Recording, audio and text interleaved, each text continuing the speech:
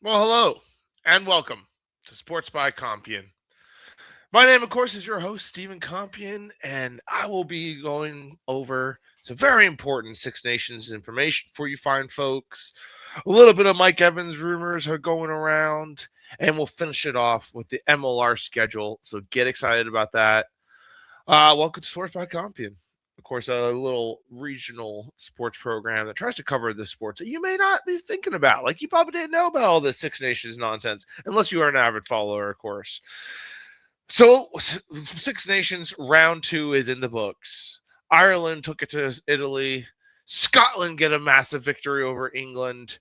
Wales fall to France, and France looks like they are in a prime position to maybe take this tournament. Let's go ahead and recap all this fun action. As I mentioned, Ireland rallies from their defeat to France to get a much needed victory here against Italy. Italy held this game in there, man. Of course, there was a lot that video going around of the Italy scrum just absolutely picking up the Irish in midair. Pretty cool, crazy stuff. Excellent game out of Italy, just not quite enough. Good teams find a way to win, and that's what Ireland did. They managed to get just enough tries. James Lowe with an incredible interception really put them in an excellent position to win this. A hell of a game out of both teams. You could see the time of possession was very equal here. A lot of great defense, a lot of great carries. It was a hell of a match, dude. Good times for Ireland as they find the victory and move on to 1-1 in the tournament. We will get to overall standings here in just a moment, but that is the story with Ireland getting the victory. Moving on to a crazy victory for Scotland as they find a way to get the English victory, and the Calcutta Cup is back in Irish hands. Ireland, as I mentioned on the pod, sort of had England's number in this particular tournament, it appears. They obviously are coming off a very disappointing loss to Italy in the previous round. So this is huge for them to be able to rally and beat one of the tournament favorites. England find themselves with a bad stumble. This was a pretty crazy game. Finn Russell just with some amazing passes throughout the day. Of course, there was the chase down kick by number 20 of Ferguson. Is it Mr. Ferguson? That makes sense. Yep. Mr. Ferguson with a beautiful chase down, blocks the kick, picks it up, throws it out to Huey Jones, who takes it to the house. Some incredible plays though out of this Scottish team. As I mentioned, Finn Russell already with some superb passes as always, but also managed to barely get rid of a kick that was chased down by, I believe, Ben White. Either way, incredible game out of Scotland. Shows what they can do when they want to play well. Produce a performance of breathtaking affair, apparently. Defensive grit. All these kind of cool stuff you need to win games. It'd be nice if Scotland just did this more often than the type of game they play against Italy, and you end up losing. So that was rough to see them do that, and I'm glad that they have now rallied and appear to be headed in the right direction. Tough game for England. England fans are pissed, as I can mention, friend of the show, Georgie, not happy with this result, as you can imagine. Mr. Henry Arnold did get a red card in this game. Some people think, oh, maybe not right. Who knows? Whatever. That's what happened. He gets it at minute 37, so left England shorthanded for most of this game. Certainly a tough position to put your team in. And I'm sure he is not happy about that. You know, tough times. But Scotland get the win. Moving on, France just absolutely destroyed Wales. Did not see this one. Didn't think it was worth our time because France is just doing France things, man. From the minute 49, they're scoring on these guys, and they just got such a beautiful flow to them. Wales gets a couple consolation tries, but they are reeling as a team, apparently as Welsh rugby in general, like as a country, they're reeling. It's looking really bad for the Welsh as far as rugby goes, which is sad to see.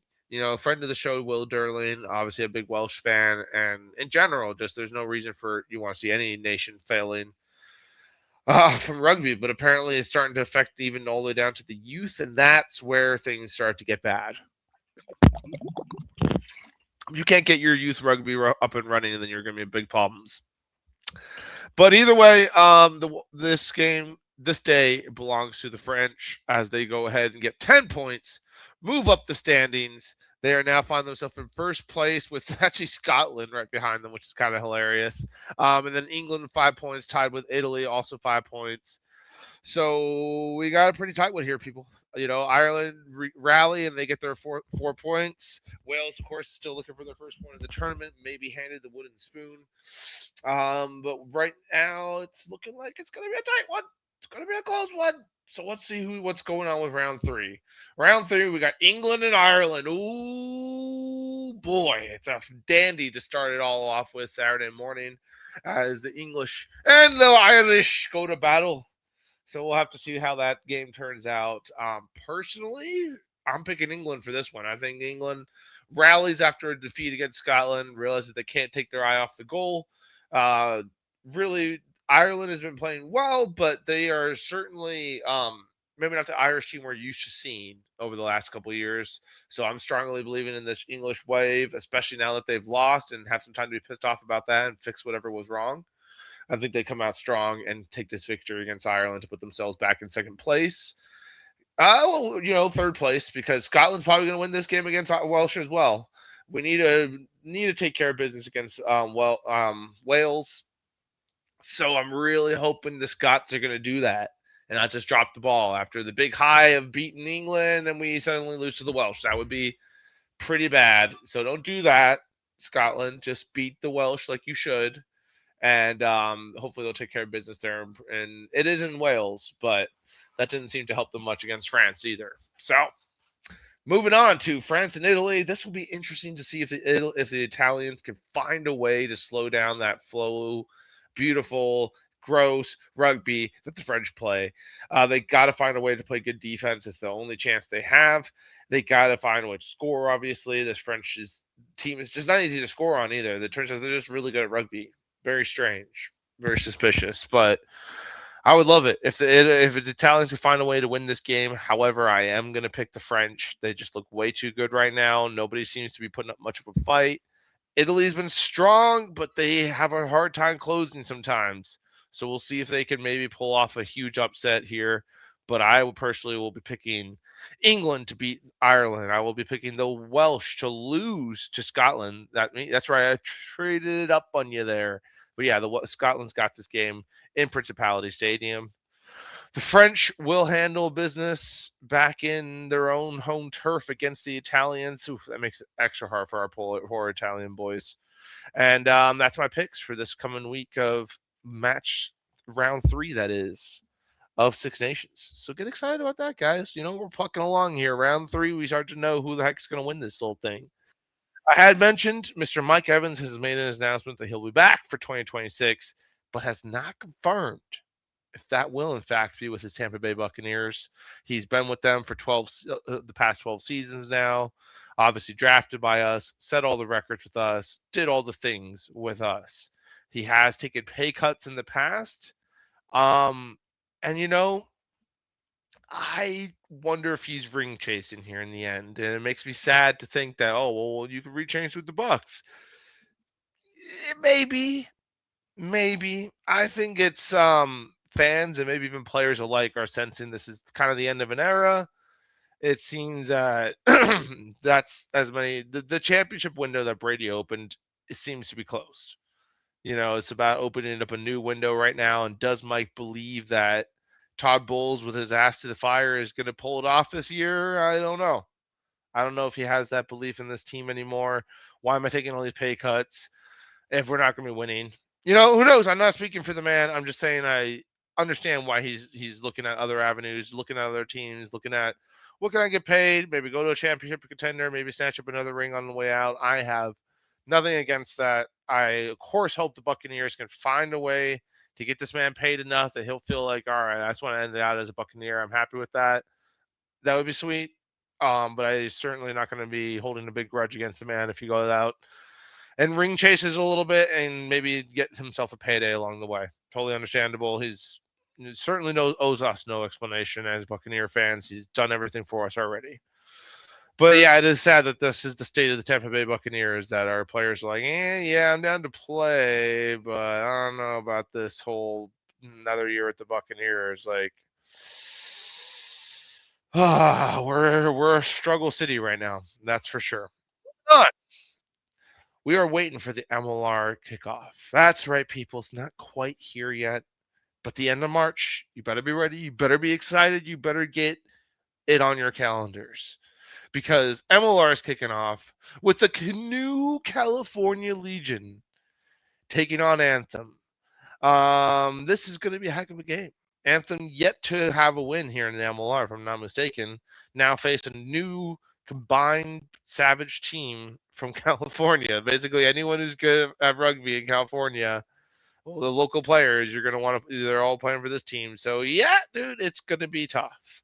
This is a heck of a team coming into Anthem. We'll see if Anthem can win. They do have a bunch of guys on the Eagles, so these are supposed to be some of the better players. Either way, that's all kicking off March 28th. So get excited about that. We have mentioned on this show how we've been shedding, bleeding, losing MLR teams left and right. It's really quite a tragedy, quite sad stuff.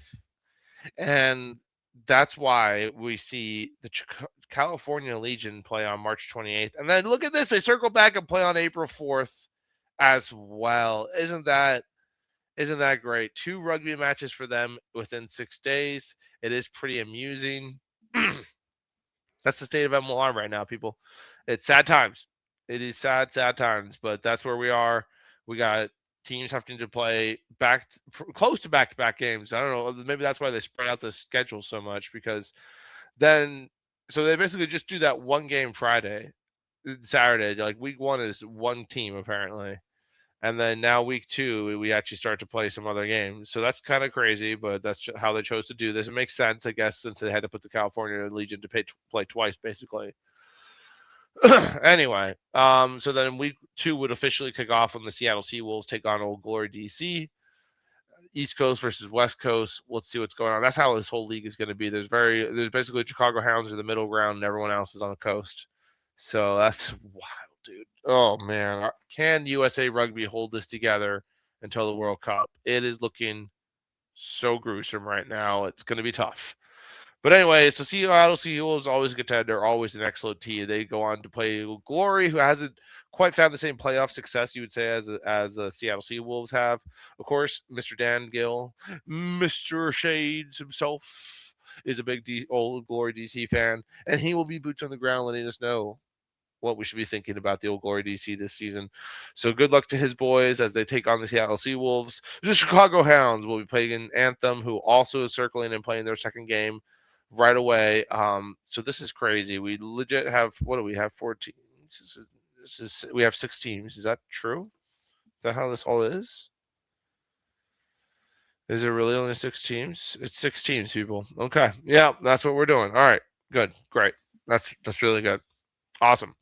Yeah, so anyway, Hounds, Anthem, that's going to kick off Saturday, week 2. And I see the Hounds pulling that game off. But we'll do maybe an official pick 'em a little closer to the time. California Legion, Seattle Free Jacks should be a heck of a game. Seattle Free Jacks, of course, the 3-time now, I believe, defending champions. So it's pretty crazy. They've been kicking some ass. Will they go ahead and beat the Legion? Who knows? It's a whole new year, guys. Very exciting times. MLR is back, even if it is with a little bit of depleted energy, if you will. Okay, there's only 6 teams left, but it doesn't mean they're down and out yet. And we might get some teams back this next offseason. Just got to hold it down for this year, you know? So go out and support these local teams. If you're in Raleigh, North Carolina, get up there, support the Anthem. If you're in the California, San Diego region, try to support your Legion as best as you can. Seattle Seawolves, they already do a good job getting support from their fans, but of course, get out there and continue to support them. The Old Glory DC as well. Support the boys, as we will be doing over here with the Chicago Hounds. Try to get you guys some shorts, some clips, some rugby action for you to enjoy. Thank you for liking and subscribing our content. We've been flying solo a little bit lately as sports news is a little light, so we are just kind of staying in the loop, keeping you guys posted on the sports we care about and what we actually, watch, which is Six Nations, which is going to be MLR, UFL, all that good stuff. Thank you once again. Sports by Compian out.